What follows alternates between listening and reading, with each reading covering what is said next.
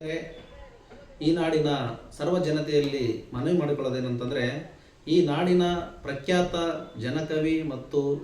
ಜನಪರವಾದಂತಹ ಕವಿಗಳೆಂದೇ ಪ್ರಖ್ಯಾತಿಯಾಗಿರುವಂತಹ C Danappa ನಿಲಗಲ್ ಅವರ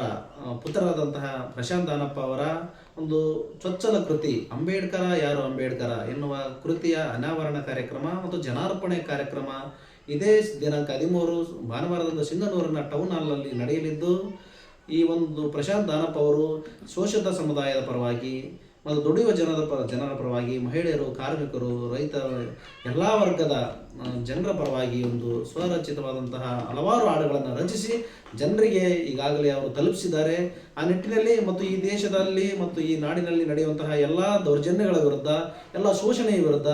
ಮತ್ತು ತಾರತಮ್ಯಗಳ ವಿರುದ್ಧ ಒಂದು ಹಾಡನ್ನು ಕಟ್ಟಿ ಜನರಿಗೆ ತಲುಪಿಸುವಲ್ಲಿ ಕೂಡ ಅವರು ಯಶಸ್ವಿಯಾಗಿದ್ದಾರೆ. ಆ ನಿಟ್ಟಿನಲ್ಲಿ ಅವರು ಎಲ್ಲ ಹಾಡುಗಳ ಸಂಗ್ರಹವಾಗಿ ಎಲ್ಲ ಹಾಡುಗಳ ಸಮೂಹ ಒಂದು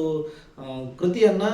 ಅಂಬೇಡ್ಕರ ಯಾರು ಅಂಬೇಡ್ಕರ ಎನ್ನುವಂತಹ ಕೃತಿಯನ್ನು ಅವರು ಈ ನಾಡಿನ ಜನತೆಗೆ ಪರಿಚಯಿಸಲಿದ್ದಾರೆ. ಆ ಒಂದು ಕಾರ್ಯಕ್ರಮವು ಇದೇ ದಿನಾಂಕ 13ರಂದು ಸಿಂಧನೂರಿನಲ್ಲಿ ನಡೆಯಲಿದೆ. ಆ ನಿಟ್ಟಿನಲ್ಲಿ ಈ ನಾಡಿನ ಪ್ರಗತಿಪರರು,